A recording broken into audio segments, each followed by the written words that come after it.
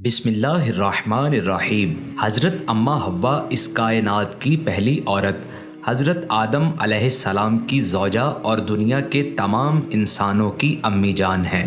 یہودی اور مسیحی مقدس کتب میں آپ کا نام بیان ہوا ہے، لیکن قرآن پاک میں بی بی حوا کا نام ذکر نہیں ہوا۔ صرف آدم علیہ السلام کی زوجہ کے عنوان سے آپ کی طرف اشارہ کیا گیا ہے۔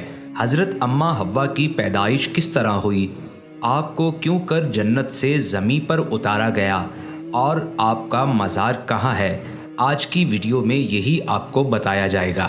توریت میں آپ کا نام عبری صورت میں حوا آیا ہے، اور توریت کے یونانی ترجمے میں یہ لفظ ایوا اور لاطینی میں ہیوا تھا، اور لاطینی زبان سے ایو کی صورت میں مغربی زبان میں داخل ہوا ہے۔ حوا کے اصلی لفظ کی شناخت کے بارے میں اختلاف پایا جاتا ہے۔ آپ کو حوا اس لیے بھی کہتے ہیں کہ آپ کو ایک زندہ ہستی سے پیدا کیا گیا تھا۔ حضرت ابن عباس رضی اللہ تعالی عنہ کا خیال ہے کہ آپ کا یہ نام رکھے جانے کی وجہ یہ ہے کہ آپ ہر آدمی کی ماں ہیں۔ روایت ہے کہ جب حضرت آدم علیہ السلام کی تخلیق ہوئی تو تنہا ہونے کے سبب آپ بہت اداس اور بے قرار رہا کرتے تھے۔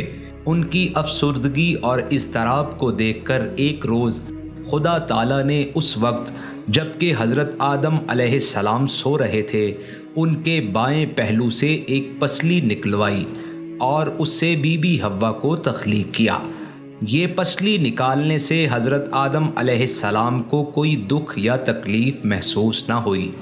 دکھ اور تکلیف نہ ہونے کا سبب علماء کی نگاہ میں یہ ہے کہ اگر ایسا ہونے میں حضرت آدم علیہ السلام کو کسی طرح کی ایذا پہنچتی تو ان کے دل میں بی بی حوا کے لیے ویسی محبت و اپنائیت پیدا نہ ہوتی جیسی کہ ہونی چاہیے تھی۔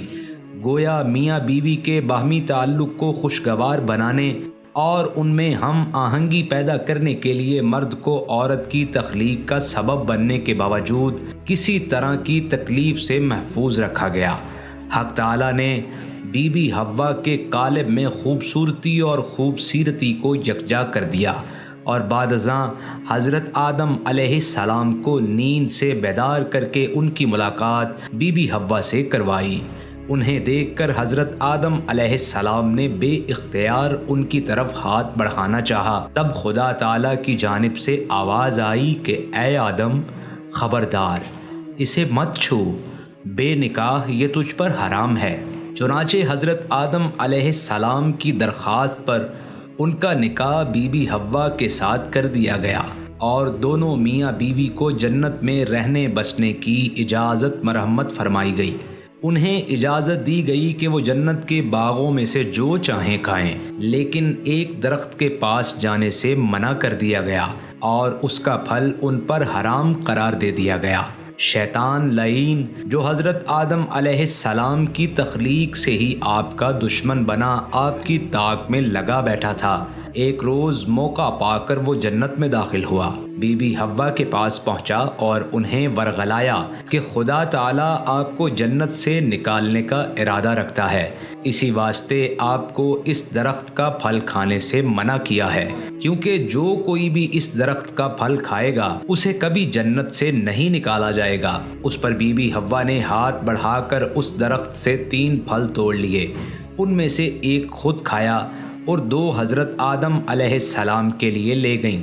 حضرت آدم علیہ السلام نے بہت کہا کہ خدا تعالیٰ نے مجھے اس درخت کا پھل کھانے سے منع کیا ہے، لیکن بی بی حوا کے مجبور کرنے اور ان کے لیے اپنی فطری محبت کے ہاتھوں لاچار ہو کر پھل کھا لیا۔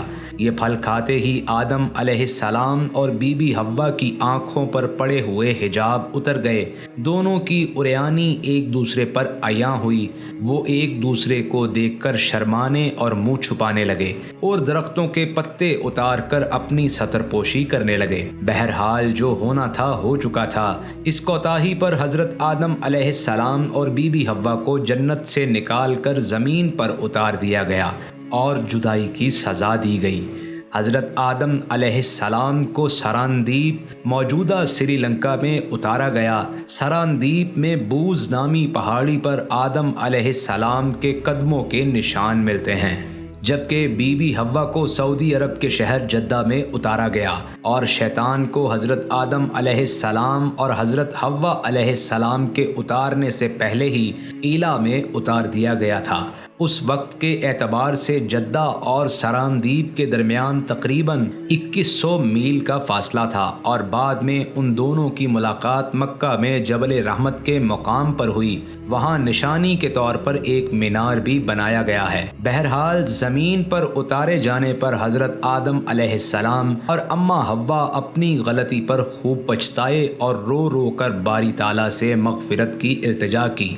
بالآخر رحمت باری جوش میں آئی، دونوں کا قصور معاف کر دیا گیا اور ان کی باہمی جدائی کو ختم کر کے دوبارہ ملاپ کرا دیا گیا۔ کہا جاتا ہے کہ جب حضور حق سے خطا بخشی کی گئی تو حضرت آدم علیہ السلام اور بی بی حوا ایک دوسرے سے بہت دور تھے، لیکن خطا معاف ہوتے ہی ان کے درمیان حائل فاصلے ایک دم سمٹ گئے اور دونوں نے ایک دوسرے کو آمنے سامنے پایا۔ چونکہ اب جنت میں واپسی ممکن نہ تھی، اس لیے حضرت آدم علیہ السلام کو حکم دیا گیا کہ اب وہ اسی زمین کو آباد کریں، یہاں کھیتی باڑی کر کے اپنے لیے رزق پیدا کریں اور اپنی اولاد سے اس ویرانے کو بسائیں۔ حکم الہی کی تعمیل میں حضرت آدم علیہ السلام اور بی بی حوا زمین پر زندگی گزارتے رہے اور اس وقت کا انتظار کرتے رہے جب خالق حقیقی کی طرف سے واپسی کا اذن ہو۔ حضرت آدم علیہ السلام اور بی بی حوا نے اپنی اولاد کو اللہ کی اطاعت اور دین حق پر کاربند رہنے کی تعلیم دی۔ کہا جاتا ہے کہ جنت میں صرف 2 انسان آدم اور حوا ایسے ہوں گے جن کی ناف نہیں ہوگی، کیونکہ ناف ماں کے پیٹ میں جنم لینے والے بچوں میں ہی ممکن ہے۔ حضرت آدم علیہ السلام نے 930 سال کی عمر میں انتقال کیا اور ان کی وفات کے 2 سال بعد بی بی حوا نے وفات پائی۔ آپ کے مدفن کے بارے میں 2 روایات ملتی ہیں۔ ایک روایت میں ہے کہ آپ کعبہ کے قریب جبل ابو قبیس کی ایک غار میں حضرت آدم علیہ السلام کے پہلو میں دفن ہیں، اور دوسری روایت کے مطابق آپ جدہ شہر کے وسط میں ایک قبرستان میں مدفون ہیں۔ جدہ شہر کے وسط میں مقبرہ آمنہ حوا کے نام سے ایک قبرستان ہے۔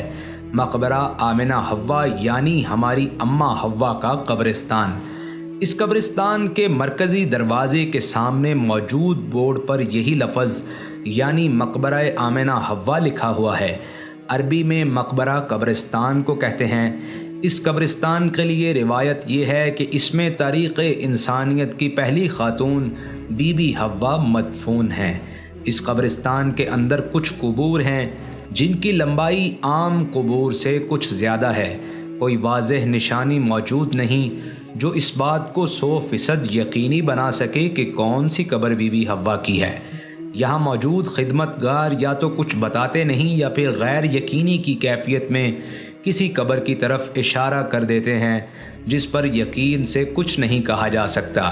لیکن ان سب باتوں کے باوجود یہ بات یقینی ہے کہ شاید یہی وہ مقام ہے جس کے کسی حصے میں بی بی حوا آسودہ خاک ہیں، اسی لیے اس قبرستان کا نام مقبرہ آمنہ حوا رکھا گیا ہے۔